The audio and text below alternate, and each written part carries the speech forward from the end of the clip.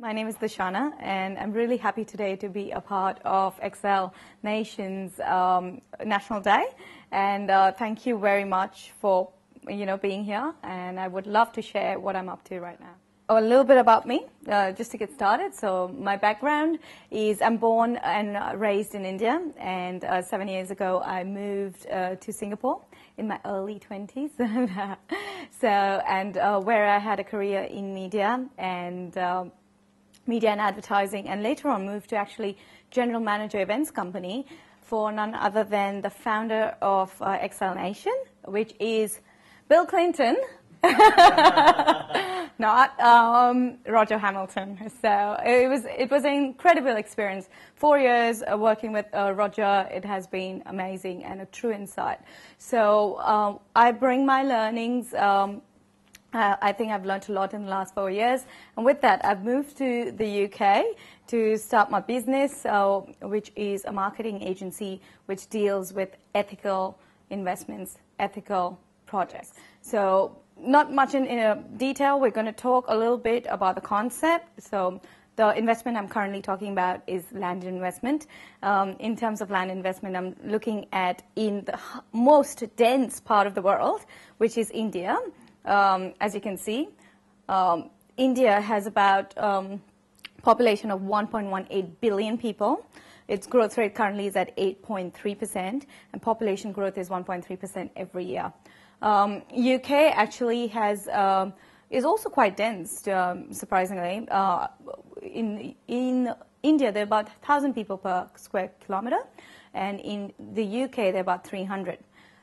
You'd be surprised, but China, although it is the world's most populated country, is less in density. Population is at 1.33. GDP growth is 10.3, 2% more than India. Population growth is only at 0.5%.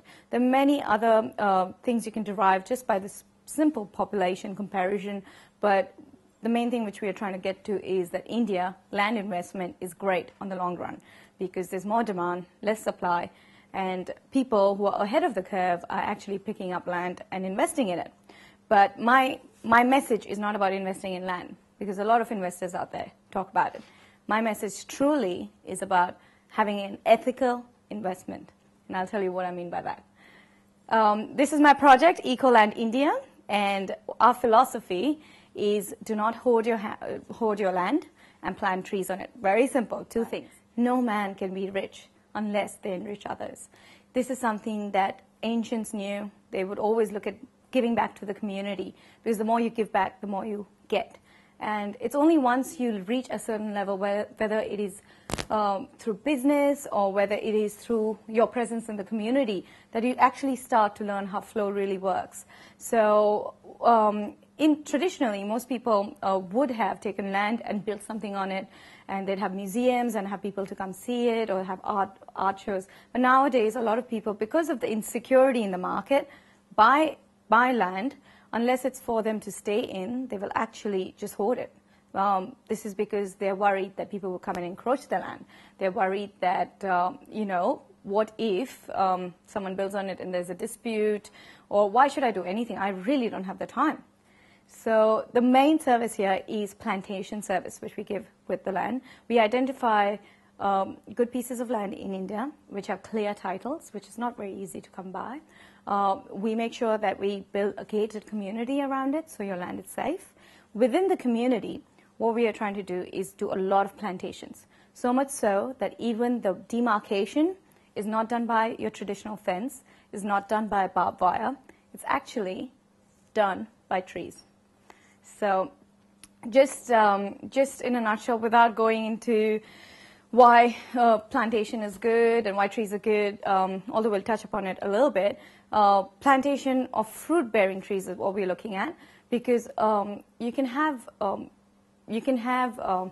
trees are good. We all know about that. But fruit-bearing trees give directly to nature. Birds feed out of it. They give contribute back to animals, monkeys and other animals around feed off it, and obviously human beings. We have a food shortage in the world. This is one of the things we can all combat. Get your investment property, build, just invest 5 years of plantation in it, grow trees, make sure they are healthy. They'll give trees fruits and then distribute the fruits. With distribution of fruits, the community benefits because a lot of investors are not really there on the land to, reap the benefits. So they would actually have someone in our plantation team who will actually go and distribute it. The other thing is farmers. Farmers really, as land is becoming more and more expensive, a lot of poor farmers are trading it. And when they trade it, they don't have land to actually cultivate on. And then they go to the cities and they're wondering what to do. And that's happening to all major cities and areas around that, like Mumbai, Delhi, Calcutta, and all other major metropolitan cities. We're trying to stop this. We're trying to say what you have, the quality you have, is worth something. Here's the land, cultivate on it, get a part of the proceeds from it. We also keep them on a payroll, which will be a part of the plantation service. More trees is obviously less pollution and, reduces the effects of global warming and preservation of our species. Trees also improve land quality, as do, the other thing is not to have crops as much. A lot of people come back to me and say, can we just grow crops instead and feed a lot more people? I'm like, yes, crops have their place. But what I'd say is go for longer term investment in trees, which is fruit bearing, because what they do is they have deep roots, go to the soil bed and actually bring up the water level in your own soil, and it stops the water level from receding from the soil. Also soil erosion and other things. So in this, basically where we're doing this farming is in Maharashtra, and we have certain trees we've identified, like papaya trees, which are fast growing, don't take more than 2 years to grow to that size. Why should we do this? Is just because you can decrease your carbon footprint. Your carbon footprint is the amount of carbon you take in to actually live on this planet. And according to PAT Foundation, which is also Excel Nation accredited charity, one mature tree produces enough oxygen for 10 people to inhale in a year, which means if I was going to live till 90, I'm using 9 trees. So if I'm using 9 trees just to inhale, am I planting those 9 trees? Have I done it for myself, and have I done it for my family? So if there was a family of 4, we're looking at 36 trees. So if all of us haven't even done that much, if we haven't planted 9 trees, we're basically not even giving back the oxygen we're inhaling every day. So this doesn't talk about your clothes or, the paper or anything else, any other tree produce we use. It's just the oxygen. So that brings back to sustainability. If we want this planet to go ahead, and our children and their children to have fresh green, a good atmosphere and good oxygen-filled atmosphere, we should do that. And if we have planted more trees, then we have smiley, happy people with more oxygen. And check that photo out, dancing trees. It's beautiful. I just loved it when I came across this. It's actually a tree which is dancing. So that was the message behind it.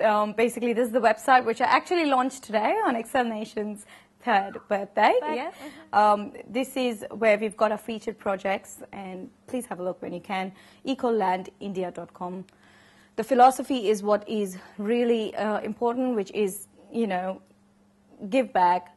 If the question is, does money grow on trees? The answer is obviously yes, because true wealth is not just what you do for yourself financially.